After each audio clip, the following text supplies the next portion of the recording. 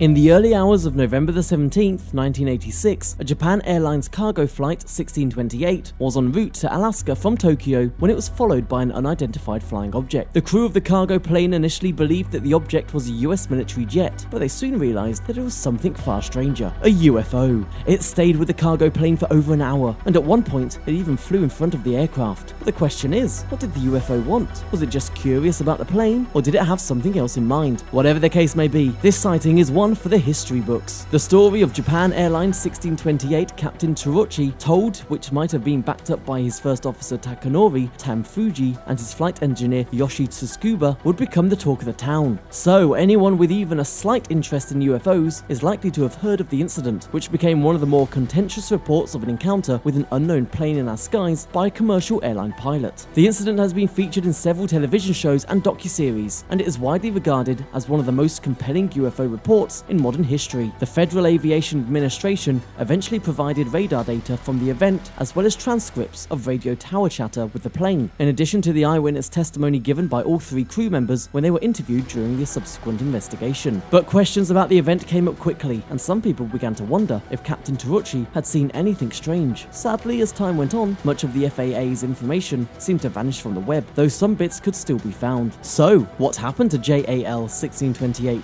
that made headlines around the world? Two brightly lit objects were spotted by the crew of JAL 1628 as they approached anchorage on the night in question, and they reported them to authorities. Moving closer to the cargo jet and pacing alongside it, the objects reportedly made it clear that they weren't just random commercial or military traffic. After that, Tsuruchi sent a radio message to the control tower in Anchorage asking if there was any other traffic in the vicinity. Although he was informed that there were no other planes, the tower did inform the captain that they were occasionally picking up other vessels in his area. The objects followed the plane even after the pilot was permitted to make a series of course and altitude changes in an attempt to avoid a collision. At the point where they were the closest to the object, the plane was brightly lit up, and the crew could feel the heat emanating from them. After a while, the two objects left, but they were replaced by a much bigger ship that Tsuruchi later called a mothership that followed them. The chase continued until just before Japan Airlines 1628 arrived at Anchorage's airport. Finally, the plane arrived at its destination safely and unharmed. Even though they had no toxins in their system, they were bombarded with questions at the airport. Within a short time, they submitted their findings to the FAA for review, but there were questions about what the crew said. So many details can be found in the FAA files, some of which appear to back up the crew members, and some of which provide ammunition for those who doubt the crew members' stories. The FAA has a reputation for being extremely reticent when it comes to discussing unusual sightings, but they appear to have done a thorough investigation in this case. Surprisingly, the government kept and highlighted an article written by Philip J. Klass and published in the magazine Special Reports in the summer of the next year. For years, Klass was known for his disbelief in the veracity of UFO sightings and meticulously examined the evidence in search of more banal explanations. Of course, he pointed out numerous problems with the information provided and offered up potential explanations for some of the crew's statements as well as data taken from the tower. He concluded that the mothership was most likely Jupiter, based on what he'd seen from the crew's perspective, two bright stars peeking through sporadic cloud cover. Klass's analysis appeared to be accepted by the FAA's public affairs officer in Alaska. That is why his report was quoted by the spokesperson of the FAA. The transcripts of the interviews with the crew unveil some of the initial problems in the fine details of the investigation. For example, Richard Gordon, the manager of the Regional Flight Standards District Office, conducted an interview with Captain Tsuruchi that appears to be fairly coherent. Despite the presence of an interpreter, the interview appears to have been conducted in English, and the captain's command of the language appears to be limited at best. Much of what he says about what he saw and what happened is mixed up. He also talks about using his camera to try and capture a picture of the things he saw, but couldn't. Maybe he just wanted to create credibility for his statements. When it comes to earlier UFO encounters, the interviewer goes into great detail. This was picked up on by Klass, who referred to Tsuruchi as a UFO repeater because of his two earlier encounters. This is a red indicator, according to Klass, that Tsuruchi, as a believer, may have just seen what he wanted to see. Later, the captain gave a detailed set of notes on his encounter, in which he spoke eloquently about UFOs. The interviews with the other two members of the team also have issues. Although an interpreter was present, First Officer Takanori Tamfuji was also interviewed in English. Even though most of it is difficult to decipher, he does explain that from his angle on the right side of the cockpit, he couldn't see much of what was going on to the plane's left. When the objects got right in front of the plane, he described them as bright lights, and he couldn't distinguish them apart from stars. The transcription of radio communication throughout the whole incident is maybe the strongest piece of evidence. It stretches more than 30 minutes, beginning with Captain Tsuruchi first reporting the unexpected traffic in his proximity, and ends when the JAL 1628 landed in Anchorage during these 30 minutes. JAL 1628 two tower air traffic controllers controllers, the local military regional operations command center, and 2 more planes that were later involved in the incident of all their communication is involved in it. The transcript contains several crucial moments that might provide light on what was going on at the time. Air traffic control notifies Japan Airlines 1628 at 2:25 that they have detected a radar hit 5 miles behind them and want confirmation. The captain disagreed, claiming that the object is right in front of them. When the ROCC was asked whether they have anything on the radar, they said there was a surge behind the aeroplane, though it could have been a glitch or an error. But air traffic control responded that it is not an error, and they also detected it, but soon after they lost the radar track as well. Except for the Japan Airlines aircraft, another air traffic control station in Fairbanks reported seeing nothing on the radar. Although no one else has reported seeing a second plane in the vicinity, the tower contacts the captain at 2:40 and asks if ROCC should send a jet out to search for it. Captain Taruchi quickly rejects the request for a jet. The captain justified his quick response later in his notes that he recalled stories of military aircraft being dispatched to investigate UFOs and flying into danger. Thus, he didn't want to put them in that situation. Following this, a military C-130 and a United Airlines freight plane are both diverted into Japan Airlines 1628's visual range, but they saw nothing except Japan Airlines 1628. Ufology blogs and unexplained television shows have reported this tale over and over again, and many in the field have come to accept it as gospel. And the accounts of some of these occurrences that they depend on to make their argument surely do provide it the patina of reality, which is what they're going for here. But when you get too far into the nitty specifics, some of the plot holes become quite obvious. Still, an intriguing occurrence that is yet to have a decent explanation. It is a sighting that many people are still talking about, why the UFO followed the 747.